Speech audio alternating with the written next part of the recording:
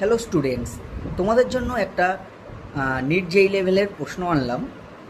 এখানে দেখো 3 methyl pen two in এই কম্পাউন্ডটাকে ট্রিট করা হচ্ছে HBr এবং H2O2 মানে পারঅক্সাইড দিয়ে জেড উৎপন্ন হচ্ছে। Number of stereo isomers of Z is, এখানে এই যে জেড কম্পাউন্ডটা উৎপন্ন হবে তার স্টিরিও আইসোমারের সংখ্যা মানে ত্রিমাত্রিক সমবয়বের সংখ্যা। তাহলে ত্রিমাত্রিক সমবয়ব কটা আছে? অপশানে আছে 2, 4, 6, 8, অর্থাৎ এই 4টে অপশান আছে। তাহলে আগে আমরা সলভ করার চেষ্টা করি জিনিসটাকে এক্সপ্লানেশান দিয়ে।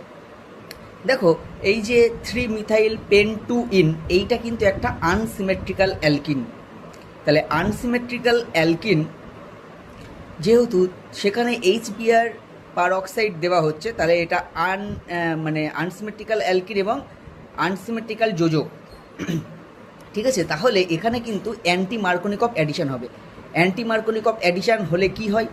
অর্থাৎ দ্বিবন্ধনযুক্ত সেই কার্বন পরমাণুর সঙ্গেই ঋণাত্মক অংশ যুক্ত হবে যেখানে হাইড্রোজেনের সংখ্যা বেশি আছে।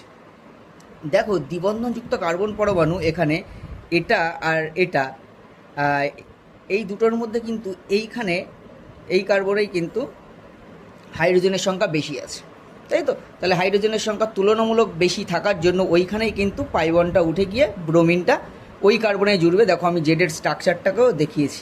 তাহলে জেডের স্ট্রাকচার দেখতে পাচ্ছ। তাহলে এইবার জেডের স্ট্রাকচার থেকে তোমাদেরকে দেখতে হবে যে এখানে কটা কাইরাল কার্বন আছে।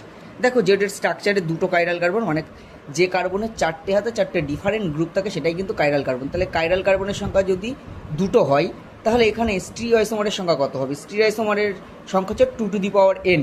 তাহলে এখানে 2 স্কোয়ার দ্যাট ইজ 4, অর্থাৎ 4 is the right answer here.